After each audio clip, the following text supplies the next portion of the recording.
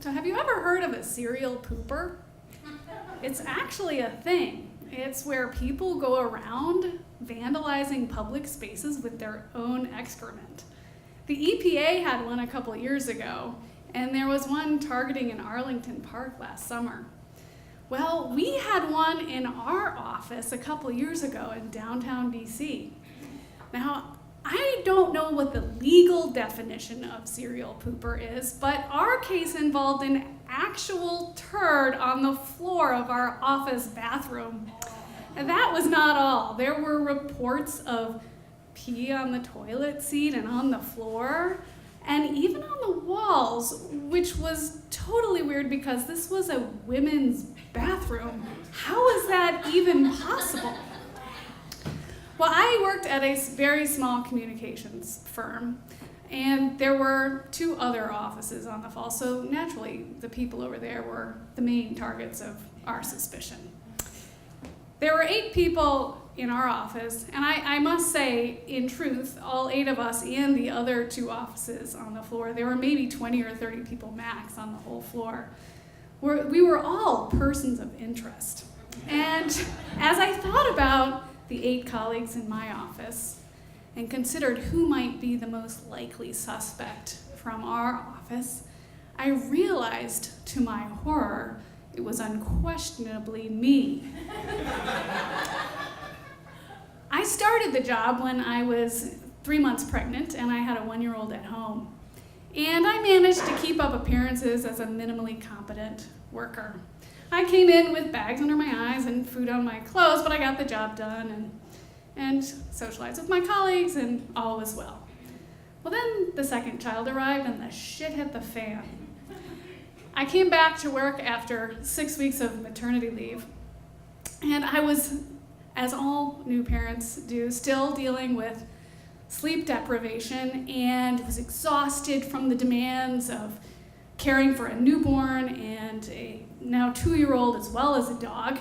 I was managing both work and family and pet care, and I was just exhausted. When I came into work, I couldn't even think straight. It was all I could do to keep those kids alive, get my job done, and get back to the house.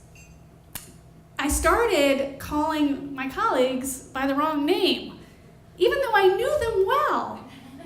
I could not keep track of my keys for the life of me.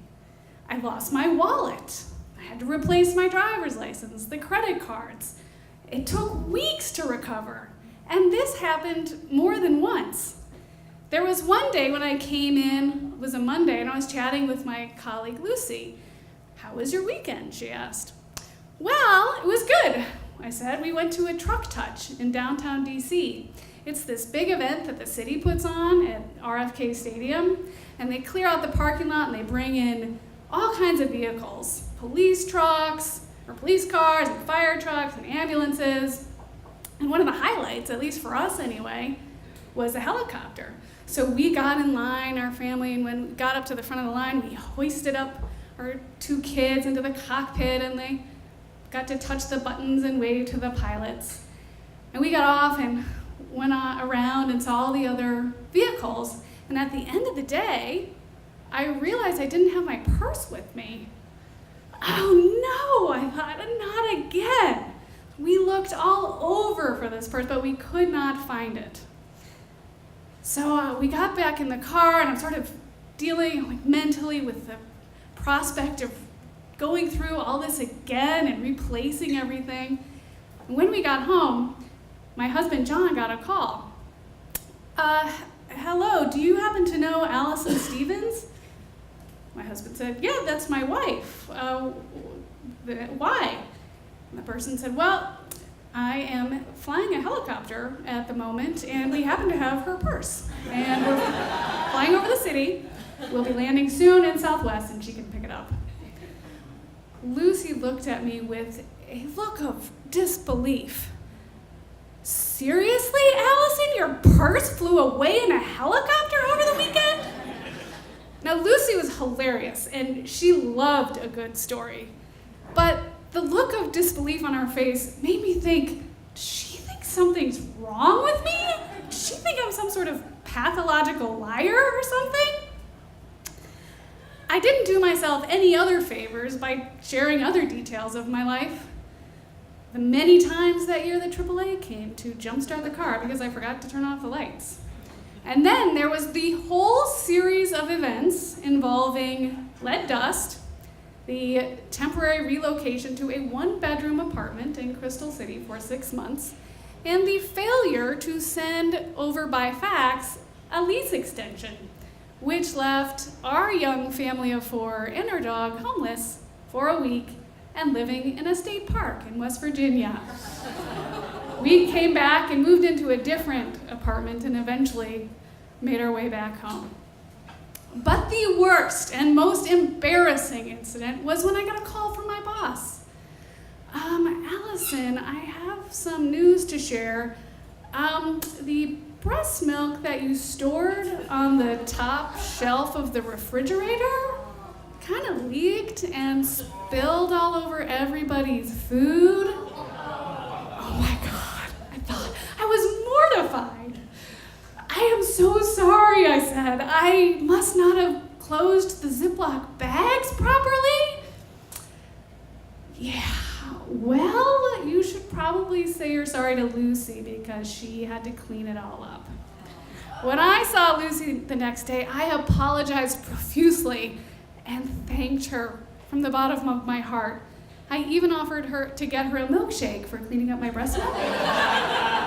But she was a very good sport, and she said she forgave me, but I could hardly forgive myself.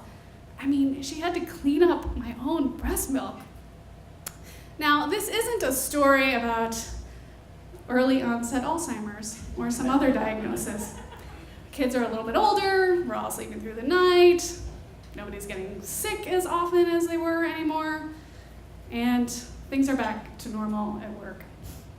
But back to the serial pooper story.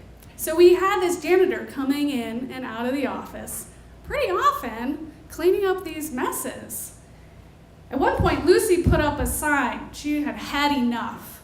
And this was no sweet sign. This was no, if you sprinkle when you tinkle, be a sweetie, wipe the seedy. No, this was clean up after yourself kind of sign. But it didn't work. The management put up a nicer sign, but that didn't work either. And eventually they installed a camera outside the bathroom door to track people as they went in and out of the bathroom in the hopes that they might catch this person. There was even someone who was appointed to stand guard outside the bathroom and check the stalls after each one of us left. It was totally creepy and stalkery.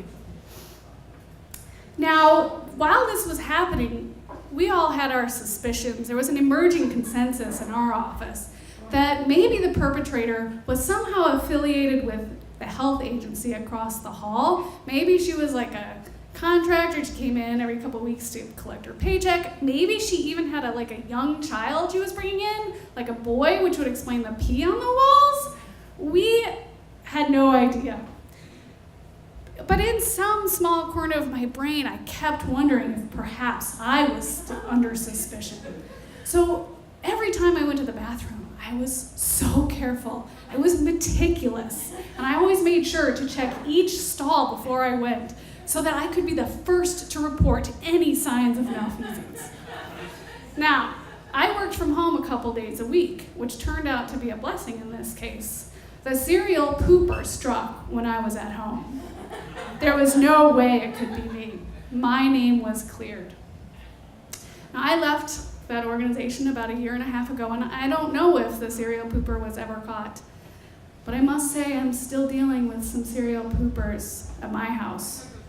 There's occasionally some messes on the toilet seat and some urine on the floor. Sometimes the bathroom that my boys use smells like a metro elevator. So we're still dealing with that at our house, and who knows when that will end. Thank you.